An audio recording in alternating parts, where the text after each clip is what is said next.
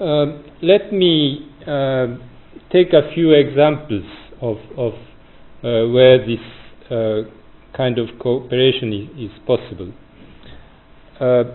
I listed first political inspiration. This is probably from the Japanese side,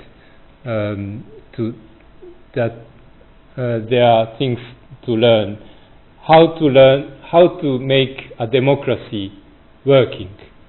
And you can see now there's a new prime minister being elected.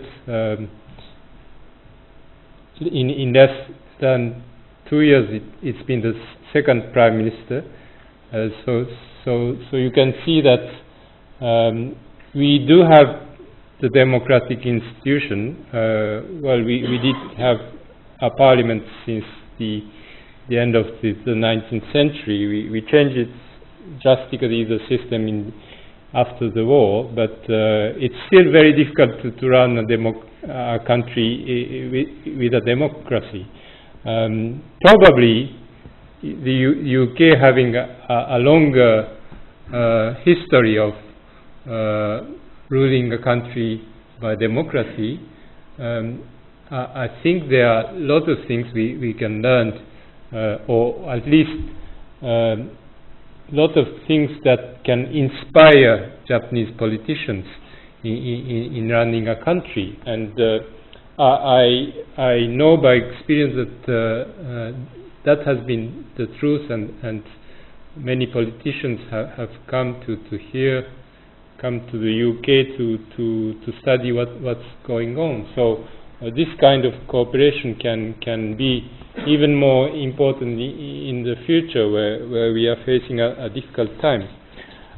Diplomacy.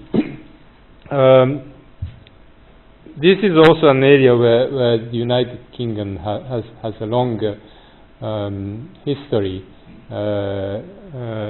Japan has been closed until the 150 years ago. So apart from the much more ancient time, so this is an area where things are becoming more and more challenging, and where we need cooperation of countries having the same values, and we are also facing problems on how to deal with emerging countries, unstable areas, problem of terrorism, etc. So this is an area where Japan can learn a lot, and also we can cooperate a great deal between our two countries. Global issues, that's an obvious one. The issue of climate change, and we are happy to mention that we had a very good meeting on climate change issues and other issues in the G8 summit in Hokkaido this summer. The problem of food, the price of food going up worldwide. Disaster prevention, I know that University of Northumbria, I think the principal has mentioned, has a very good cooperation between Japanese university and local government on disaster prevention matter. I attended one of these seminars, and I was really impressed to see this cooperation going on, because I was not sure at the beginning what kind of cooperation you can have in disaster prevention.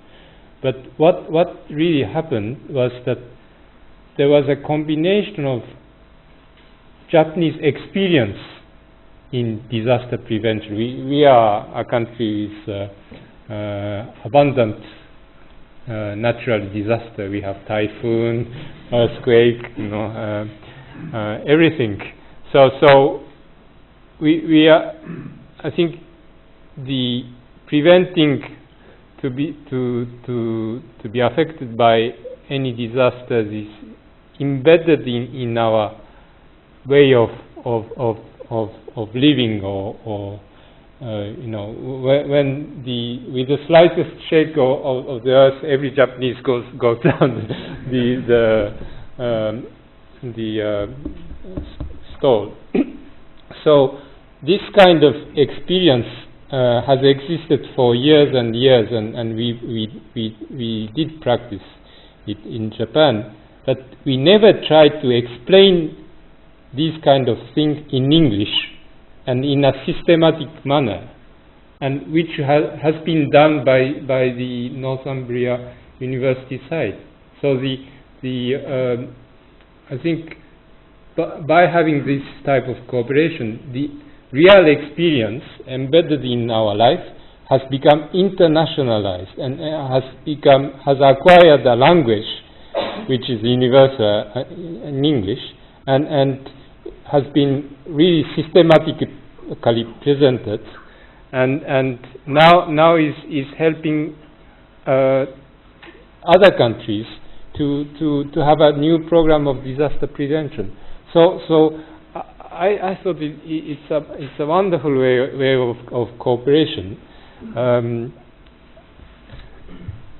Trade issues. I mentioned the fact that we are both depending on trade, and there are a lot of areas we have been cooperating, in fact, and we can continue to cooperate with the WTO negotiations. Another area is the intellectual property protection problems. I know that many of the car manufacturing companies like Nissan are facing IP, intellectual property problems in developing countries, and also by exports from these countries. And I think many UK companies and Japanese companies can share the experience on how to deal with these matters.